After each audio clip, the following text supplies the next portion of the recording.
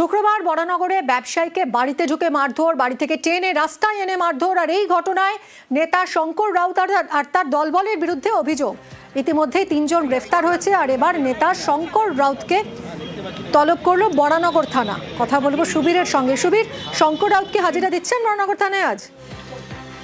দেখো, ইতিমধ্যে ব্যবসায়ীকে মারধরের ঘটনায় শঙ্কর রাউত সহ মোট 5 জনের নামে অভিযোগ দায়ের করা হয়েছে। ব্যবসায়ী অভিযোগ দায়ের করেছে বরানগর থানায়। ইতিমধ্যে 3 জনকে পুলিশ গ্রেপ্তার করেছে। এখনো পর্যন্ত মূল অভিযুক্ত অর্পণ দত্ত ফেরার রয়েছে, তাকে পুলিশ বিভিন্ন জায়গায় তল্লাশি চালাচ্ছে, কিন্তু এখনো পর্যন্ত গ্রেপ্তার করতে পারেনি। আর এই যে যার প্ররোচনায় ঘটনা ঘটেছে, তৃণমূল নেতা শঙ্কর রাউত, তাকে কিন্তু ইতিমধ্যে বরানগর থানা পুলিশ তলব করেছে। 48 ঘন্টা সময়সীমা বেঁধে দিয়েছে। 48 ঘন্টার মধ্যে তাকে বরানগর থানায় কিন্তু জিজ্ঞাসাবাদের জন্য তলব করা হয়েছে, তাকে উপস্থিত হাজিরা দিতে হবে।